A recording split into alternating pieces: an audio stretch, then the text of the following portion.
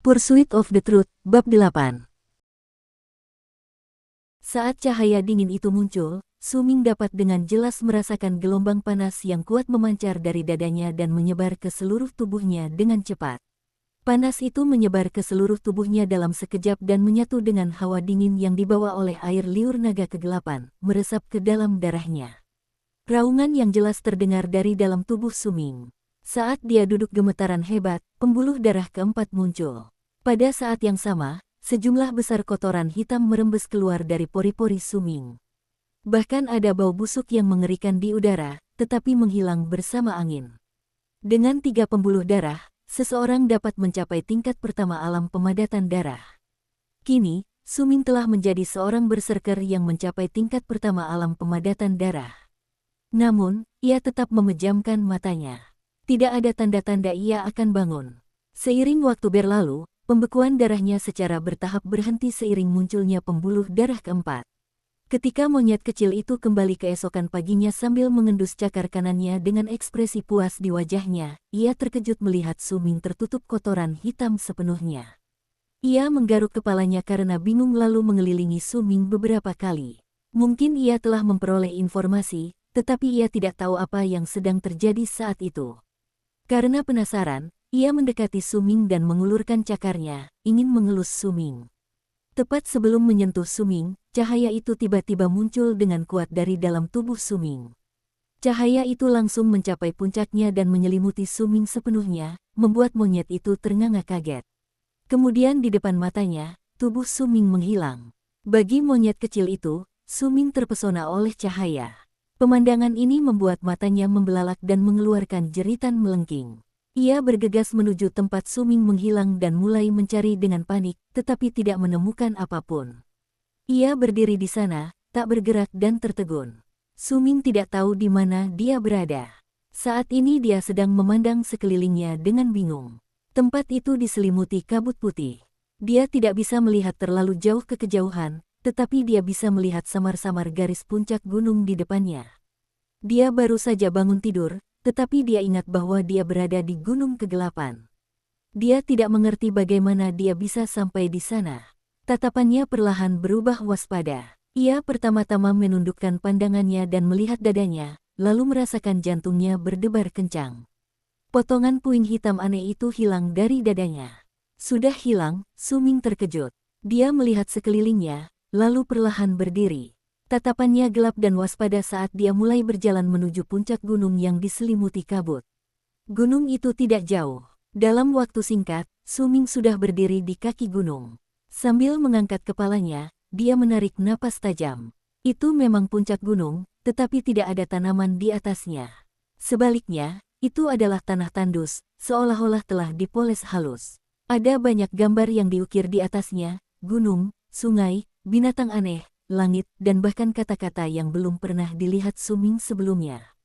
Tempat itu memberikan perasaan seolah-olah berasal dari zaman kuno, seolah-olah langsung datang dari kisah-kisah tentang zaman orang-orang biadab. Tepat pada saat Suming memandang ukiran di puncak gunung, suara gemuruh menggema di udara. Sebuah retakan muncul tepat di tengah gunung, seolah-olah terbelah oleh kekuatan tak terlihat. Retakan itu sempit, dan dia bisa melihat seberapa jauh retakan itu mengarah ke bawah. Retakan itu berhenti tepat di bawah kaki Suming. Suming ragu sejenak lalu menggertakkan giginya.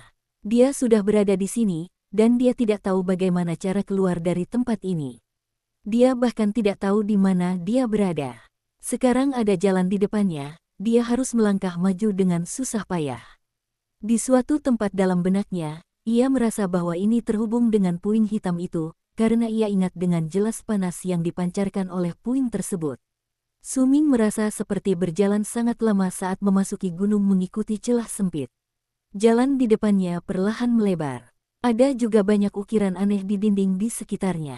Suming tidak mengerti, tetapi ada berbagai tanaman dan rempah-rempah di ukiran tersebut. Ada juga beberapa orang telanjang dengan rambut acak-acakan mengelilingi sebuah pot besar yang aneh, sibuk mengutak-atik rempah-rempah. Dia terus mengamati ukiran-ukiran itu sampai sekilas dia melihat ujungnya dari sudut matanya. Ada sebuah pintu di ujungnya, dan Suming berhenti melangkah saat berdiri di depan pintu itu. Ukiran yang sama terdapat di pintu. Ada 5 jenis tumbuhan herbal yang diukir dalam gambar tersebut. Untaian cahaya dingin yang tak beraturan dan sudah dikenal Suming mengelilingi gambar 5 tumbuhan herbal itu dan membentuk lingkaran, menutupi seluruh pintu. Tepat di tengah pintu terdapat 15 lubang kecil. Lubang-lubang itu tampak seperti tempat untuk meletakkan sesuatu. Lubang-lubang tersebut membentuk lingkaran. Suming mengerutkan kening lalu meneliti pintu itu. Dia melihat sekelilingnya lagi, kemudian mengarahkan pandangannya ke 5 ramuan di pintu. Ini adalah bunga inti besi. Benar, ini adalah bunga inti besi. Ini terlihat seperti joyleaf, tapi juga terlihat seperti tanaman catalpa es. Ini adalah cabang berkilau malam. Saya sering mengoleksi yang seperti ini. Apa ini? Ini terlihat sangat familiar. Aku belum pernah melihat yang terakhir. Setelah melihatnya beberapa saat, Suming ragu-ragu. Dia tidak tahu apakah dia harus mencoba mendorong pintu itu hingga terbuka. Saat ia ragu-ragu, ia melihat tali-tali yang mengelilingi kelima ramuan itu bergerak dan bersinar begitu terang hingga bisa membutakan mata. Saat Suming terpukau oleh momen itu, cahaya itu melayang dari pintu dan melesat ke arah Suming. Cahaya itu terlalu cepat, dan Suming tidak punya waktu untuk menghindar. Hanya dalam sekejap, dia diselimuti oleh cahaya itu. Pada saat yang sama, banyak kenangan yang bukan milik Suming membanjiri pikirannya. Kenangan-kenangan ini seolah terbawa oleh cahaya dan memaksa masuk ke dalam kepalanya. Hal itu membuat Suming merasa tidak nyaman. Ia melihat sosok seseorang. Orang itu persis seperti orang-orang lain dalam gambar-gambar lainnya, sedang melemparkan rempah-rempah ke dalam sebuah panci besar. Gerakan orang itu sangat luas. Setiap kali ia melemparkan rempah-rempah, ia akan menghirup aromanya, lalu tatapannya menjadi serius. Ia melambaikan tangan kanannya ke udara dan gelombang api muncul di udara mengelilingi panci besar itu. Prosesnya sangat rumit, bahkan ukuran api pun harus dikendalikan. Suming belum pernah melihat hal seperti ini sebelumnya. Di sukunya pun, prosesnya tidak serumit ini. Mereka biasanya hanya memakan ramuan herbal atau paling banter mengubahnya menjadi ramuan lain untuk meningkatkan khasiatnya. Suming larut dalam kenangan-kenangan di kepalanya. Waktu berlalu cukup lama sebelum orang itu membanting tangan kanannya ke panci. Seketika itu, api di sekitar panci menghilang. Orang itu membuka tutup panci aneh tersebut, dan Suming langsung melihat 3 benda bulat berwarna hijau seukuran paku di dalam panci besar itu. Sekalipun hanya kenangan di kepalanya, Suming masih samar-samar mencium aroma ramuan obat di udara. Ketika dia melihat ketiga benda berbentuk bola itu, dia benar-benar tercengang, seolah-olah disambar petir. Dia telah membuat obat sejak masih muda. Hanya dengan sekali lihat, dia bisa mengetahui kualitas berbagai obat. Namun, dalam kondisinya sekarang, dia bahkan tidak bisa membayangkan efek dari benda-benda bulat ini. Cahaya di sekeliling tubuhnya menghilang dan kembali ke pintu, menyebabkan banyak untaian yang membentuk lingkaran di pintu juga ikut bergerak. Saat cahaya memudar, pandangan Suming menjadi kabur. Dia bergerak seolah didorong oleh kekuatan tak terlihat. Ketika pandangannya kembali jernih, sesosok bayangan merah melesat ke arahnya dengan gembira. Sosok merah yang bergerak cepat itu, tentu saja, adalah Xiao Hong. Ia memanjat tubuh Suming dan melompat-lompat kegirangan di atasnya. Ketika Suming menghilang, ia merasa ketakutan. Sekarang setelah melihat Suming kembali, ia merasa bahagia. Suming terkejut. Ia segera melihat sekelilingnya dan mendapati dirinya telah kembali ke batu besar di Gunung Naga Kegelapan. Ia menundukkan kepala dan melihat potongan puing yang tadi menghilang masih menempel di dadanya. Semua ini pasti berhubungan dengan benda ini. Mungkin ketika aku sampai di tingkat pertama alam pemadatan darah, aku mengaktifkannya, dan semua itu terjadi. Melihat reaksi Xiao Hong, aku pasti tidak sedang bermimpi, tetapi benar-benar pergi ke tempat itu. Benda apa ini sebenarnya? Mengapa benda ini ada di sini? Suming bergumam pelan sambil mengingat kembali kejadian-kejadian itu. Memadamkan pil obat, setelah sekian lama, Suming menggumamkan nama proses pemurnian yang dilihatnya dalam benaknya. Menaburkan debu, itulah nama pil obat tersebut, dan juga salah satu dari sekian banyak kenangan yang muncul di benaknya.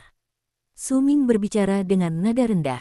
Dalam benaknya, ia melihat ukiran di pintu itu. Matanya berangsur-angsur berbinar. Ia mungkin tidak tahu di mana tempat itu, tetapi jelas bahwa hal yang menyegarkan yang dilihatnya telah membangkitkan minatnya.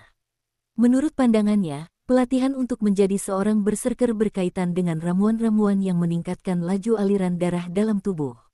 Mereka perlu mengonsumsi banyak ramuan tersebut agar tubuh mereka menjadi lebih kuat. Proses pemurnian yang ia lihat dalam pikirannya mungkin dapat sangat membantu dalam pelatihannya. Aku belum pernah melihat pil obat bulat seperti ini di suku ini, bahkan tetua pun belum pernah melihatnya, kalau tidak aku pasti sudah melihatnya.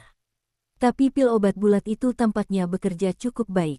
Aku penasaran seberapa kuat efek ramuan herbalnya setelah aku selesai memurnikannya. Kalau begitu, langkahku selanjutnya adalah mencari kelima ramuan itu. Xiao Hong, pernahkah kau melihat dua jenis ramuan ini? Setelah Suming mengambil keputusan, dia memanggil Xiao Hong dan mengambil sebuah batu, lalu menggambar dua ramuan yang tidak bisa dia identifikasi di tanah sebelum menatap Xiao Hong dengan penuh harap. Xiao Hong menatap mereka dengan gigi terkatup, lalu mengangguk. Suming merasa semangatnya kembali pulih. Dia berjalan mengelilingi batu besar itu beberapa kali sementara pikirannya dengan cepat memproses berbagai gagasan yang muncul. Aku bisa menemukan ramuannya, tapi membuat pil obat semacam itu akan rumit. Bahkan ada api yang terlibat. Akan seperti memasak nasi, menarik. Setelah Suming memikirkan semuanya, dia mengerutkan kening. Dia ingat bahwa panci itu sendiri juga aneh.